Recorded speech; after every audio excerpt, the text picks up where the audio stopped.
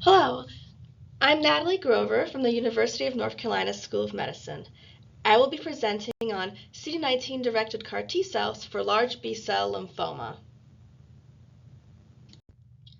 Our learning objectives for the presentation are to list the current indications for CAR T-cell therapy in large B-cell lymphoma, identify patients with large B-cell lymphoma for referral for CAR T-cell therapy, determine timing of when to refer patients with large B-cell lymphoma for CAR T-cell therapy, and discuss pre- and post-treatment coordination of care for large B-cell lymphoma patients receiving CAR T-cell therapy.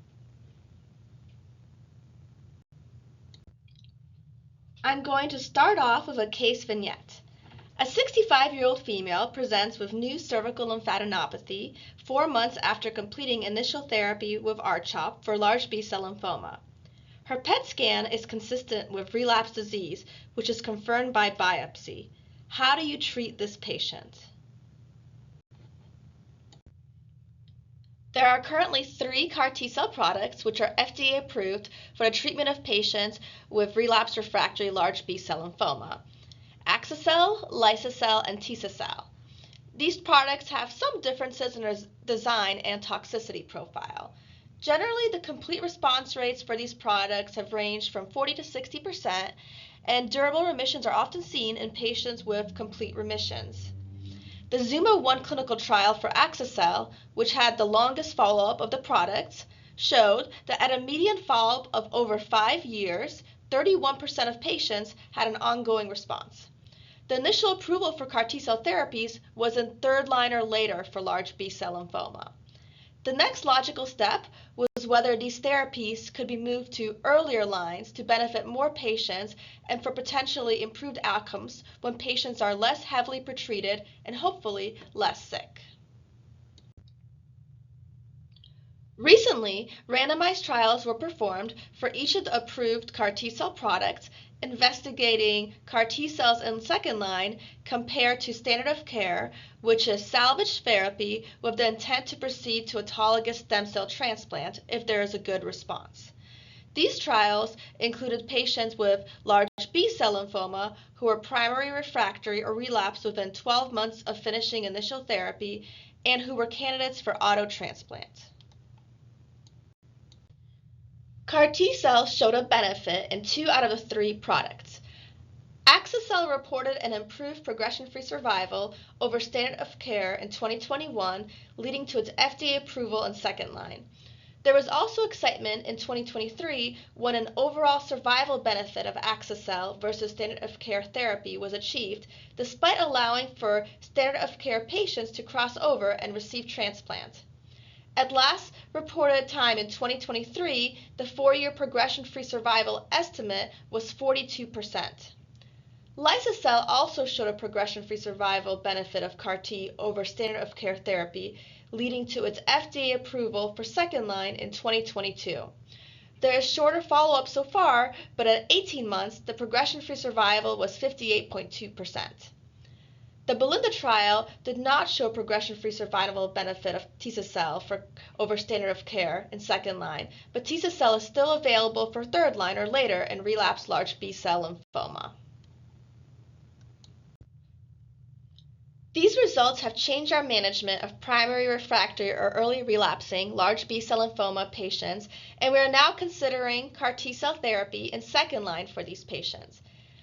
It is important to note that the benefit was seen even with a high number of patients in their standard of care transplant arm receiving CAR T-cell therapy, which highlights the benefit of early referrals for CAR T-cell therapy.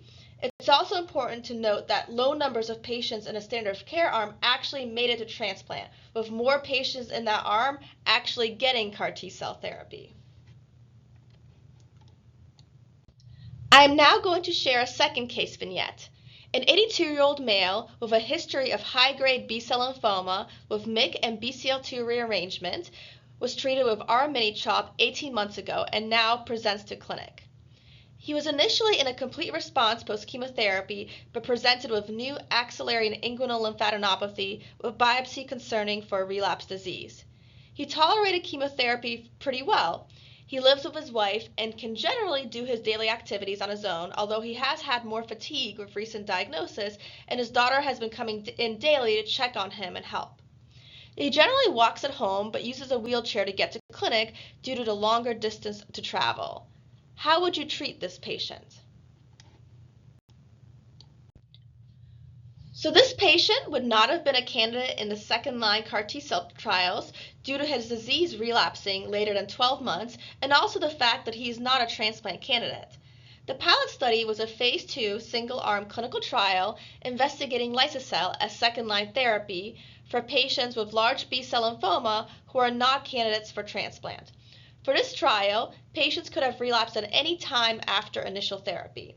They treated 61 patients who had a median age of 74, with over a quarter of patients having an ECOG performance status of 2.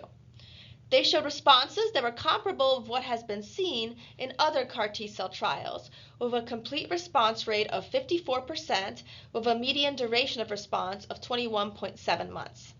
They also showed a manageable toxicity profile in this patient population, with low rates of high-grade cytokine release syndrome or neurotoxicity. This trial led to the FDA approval of liso-cel in second line for patients with large B-cell lymphoma who are not transplant candidates even for later relapses. This highlights the fact that more frail patients may still be CAR T-cell candidates, and it is worth referring them to a CAR T center for evaluation. So to sum it up, who should be referred for CAR T-cell therapy? I would like to emphasize that there is not a specific age cutoff for CAR T-cell therapy, and also that more frail patients may still be candidates. If you're not sure, I would recommend referring to a CAR T-cell center. You should refer patients as early as possible. For example, if relapse disease is suspected, but you are planning to do further assessments for confirmation, I recommend referring to a CAR T-cell center since the process of CAR T-cell workup and approval can take time. The process involves insurance authorization, scheduling a patient for apheresis, which usually involves coordinating the schedule of apheresis, interventional radiology for line placement, and collection slots with the companies. And of course, there is the wait time for CAR T-cell manufacturing, which is generally 2.5 to 4 weeks.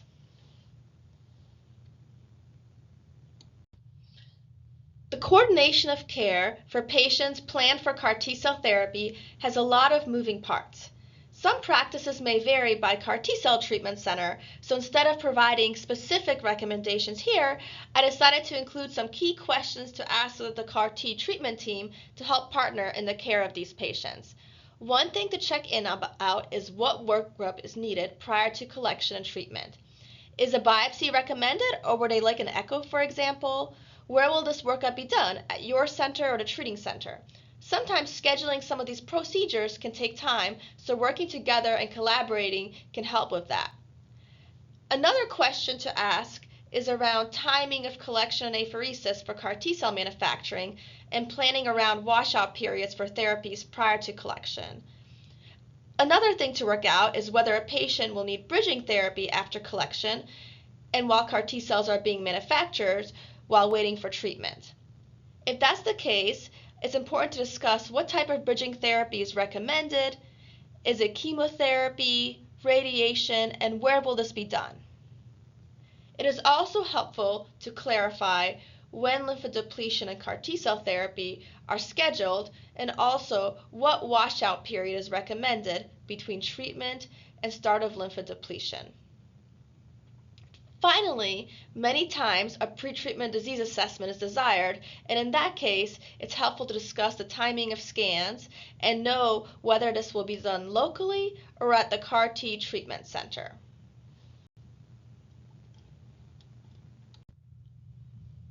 Generally, during the initial acute period of 1 month or so, patients are followed closely at the CAR T treatment center, and if they live far away, they may actually stay locally by the center.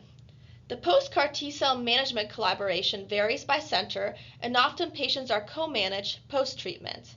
When the patient is returning back to your clinic, some helpful information includes understanding what toxicities patients experience post-treatment, including cytokine release syndrome and neurotoxicity, and how they were treated. It is also helpful to confirm how often the patient will be going back to their treatment center and also how often they recommend having the patient be seen in your clinic. Another question that comes up is around the timing and location of disease assessments. Are there interim lab checks that are recommended to be done locally, at what intervals, and what labs need to be checked? Also, what are the guidelines around anti-infection prophylaxis and vaccinations? I am now going to go over some of the later toxicities you may be thinking about when you see these patients in your clinic. Generally, delayed neurotoxicity is very rare after CD19-directed CAR T-cell therapy. If you have any concerns about neurotoxicity, you should of course contact the treating center, but also consider alternative etiologies such as disease relapse or infection. The newly named immune effector cell-associated HLH-like syndrome is also rare for these patients. You should consider this in patients who present with an inflammatory picture with new cytopenias, high ferritin, coagulopathy including low fibrinogen, and or transaminitis, and if there are concerns, of course, reach out to the treating center. Hypogammaglobulinemia is an on-target off-tumor toxicity related to B-cell aplasia. In patients who received CD19 CAR T-cell therapy, we generally treat with IVIG only in patients who have recurrent infections, but this is also something worth discussing with the treating center. Delayed cytopenias, including neutropenia and thrombocytopenia, are frequently seen post-CAR T-cell therapy. It is important to discuss timing of lab checks and monitoring of these patients. For persistent cytopenias, we recommend infectious workup as well as a bone marrow biopsy to investigate for secondary myeloid neoplasms. Often we manage cytopenias with growth factors and transfusions. In rare cases, additional therapy may be recommended. Infections are another toxicity seen frequently in patients after CAR T-cell therapy. Risk factors include extensive prior therapy, treatment for CRS or ICANS including steroids, and B-cell aplasia. It is important to know that these patients may be at high risk for opportunistic infections, even over 1 year from treatment, including viral infections and PJP. This is something important to monitor for and also, again, discuss the prophylaxis plan with the treating center.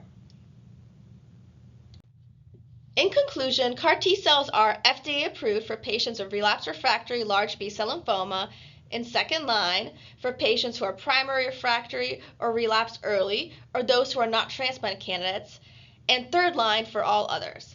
It is important to refer patients early for treatment, discuss the timing of collection and treatment, as well as logistics around bridging therapy with the treating center. Late toxicities to be aware of post-CAR T-cell therapy include cytopenias and infection. Thank you very much for your attention, and please reach out to us with any questions, comments, or feedback.